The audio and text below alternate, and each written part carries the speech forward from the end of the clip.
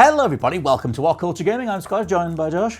Hello, Scott. Josh, my friend, we're going to do a very raw reaction to the latest Nintendo Switch console called the OLED model. Not the Nintendo Switch Pro, not the Nintendo Switch 4K edition, not the edition that you might want to throw $349.99 bones at, just the one that they've added 0.8 inches of a screen size to, made it in OLED, and give it a different little flappy stand thing on the back. What do you think? What do you think of that?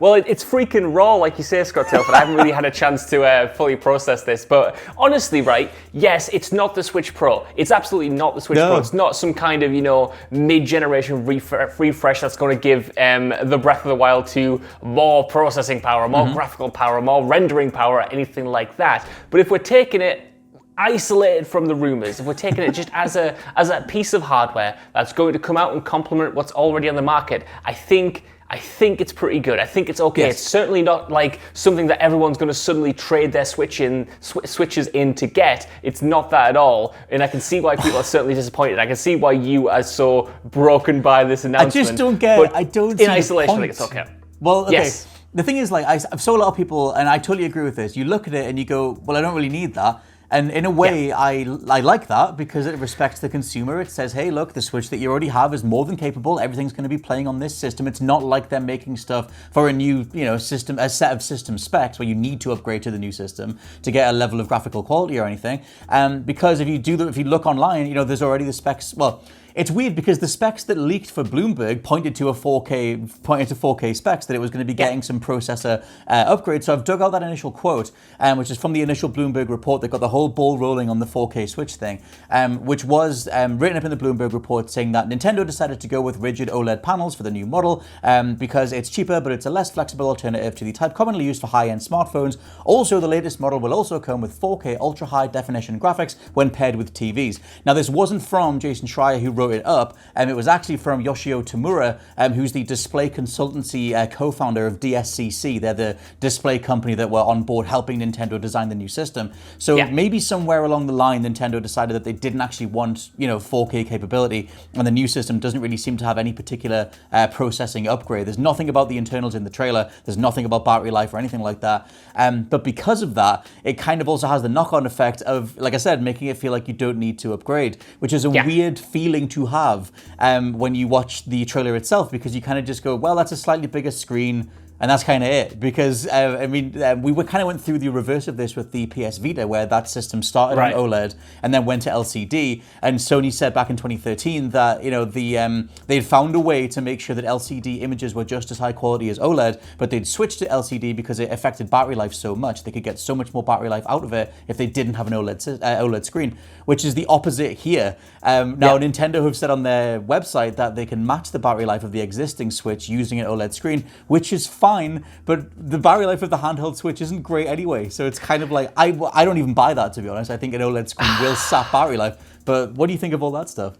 A lot to take in there. First off, I want to go back to the Bloomberg report because, it's important to note that, like you said, everything else that they reported on, like the screen size, all the other additions, like they came true. That was all correct. That was all spot on. Everything's true apart from that, Yeah, even the release date was spot on, apart from the fact that it's not, capable of doing 4K. So I am, like you, incredibly fascinated to understand if something happened. Maybe the original plan was 4K. Maybe it got too costly or something like that. Maybe they had to do more with the actual machine itself, internally, to make it output that resolution. I want to know what happened along the way.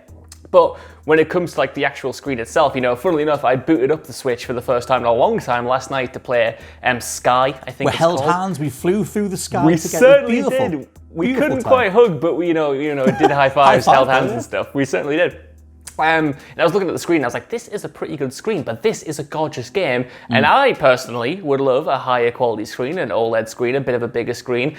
And I just feel like this is just giving people more choice. Like I said at the beginning, it's certainly not this entire new refresh that everyone's going to be absolutely clamoring for. But if you don't have a Switch, if I didn't have a Switch, this would be the one I was looking at because of, the increase in the screen's performance, because of the additional speakers that they've added, because of the doubled storage. There are interesting things to talk about, and there are a lot of perks to it.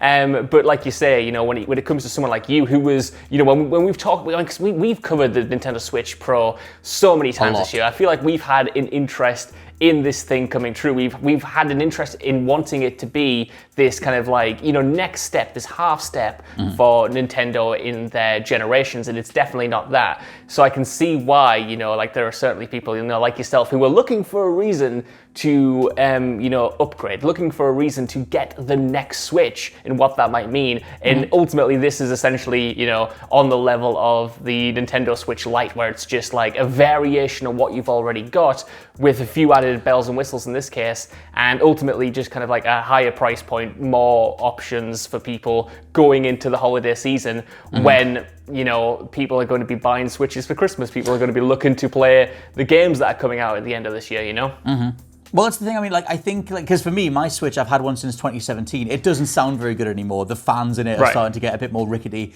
and it kind of feels like we're about that time in a sort of mid-generation refresh when something comes out that's worth your time again.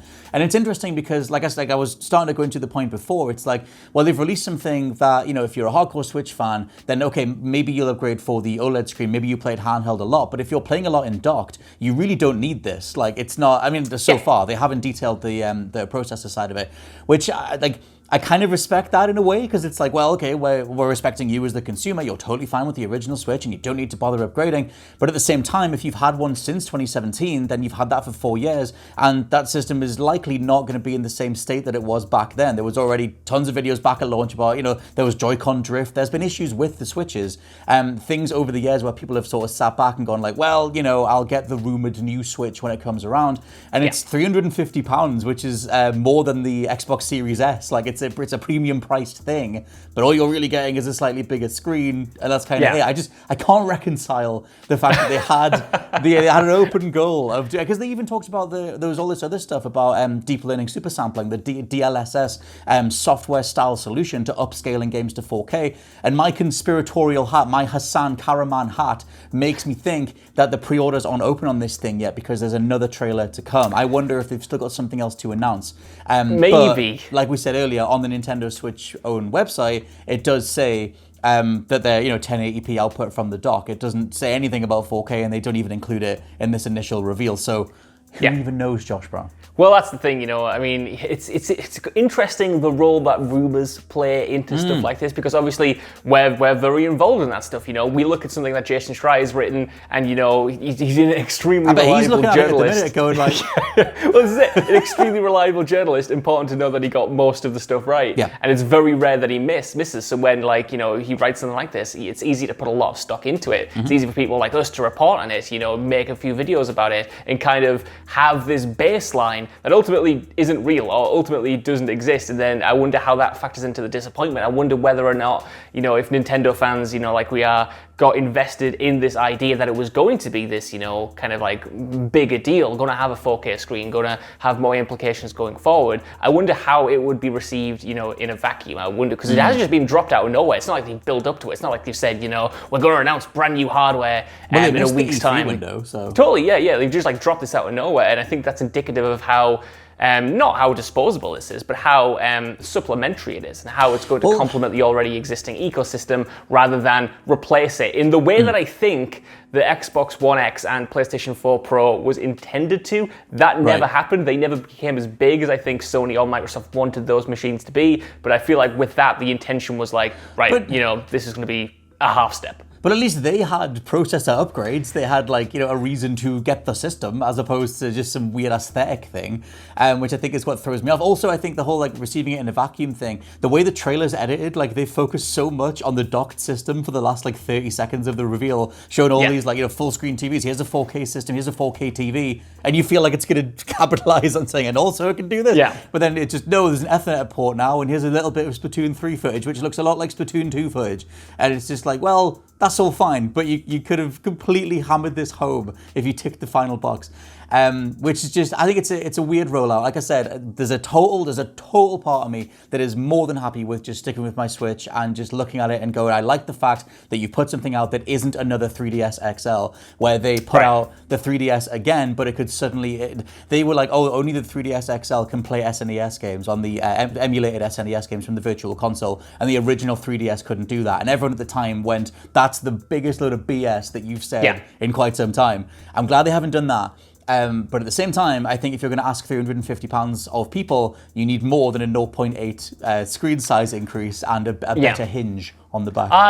I agree, and that's why I'm entirely in the belief that this isn't for people who are already on Switches. Maybe the hardest of the hardcore who have been whose Switches are completely I'm still going to get it. I've still got the illness. I'm not cured. Can't help it. It's very much targeted towards players like me who do, play the majority of their Switch time handheld. Like, I'm looking at this, it's not going to sway me at this current price point because there's nothing, wrong with my current Switch. But, if I was looking to upgrade, a better handheld, experience is what I'm personally looking for. But yes, certainly it's interesting. It's been interesting watching the response and the quote-unquote fallout to this already. And, I have one final thing to say, and that's that I think the black and white looks absolutely sick. Like, if I was to get this version, I'd get the black and white version. Toon Black White Army. I think it does look like it does look spot on. You can tell absolutely why they didn't show this off at E3. Like, can you imagine the stink that would have come from dropping this either at the beginning or the end of your conference? It makes sense to wait and just put it out on a random afternoon, a rainy afternoon in our case, and just let the internet do its thing, because this isn't necessarily the Switch Pro. Every other part of the leaked specs are spot on, apart from the 4K thing, which arguably is the thing that would make it the Pro designation anyway. So it's a meaningful difference in the way that games can be processed or displayed. But let us know what you think down in the comments below. Maybe you're totally psyched for the Switch OLED. Maybe you can't wait to get your hands on one, or maybe you're sharing in the online fractured divide response that seems to be ongoing right now. For now, I've been Scott from WhatCulture.com. I've been Josh from WhatCulture.com. And we'll catch you next time. Bye-bye.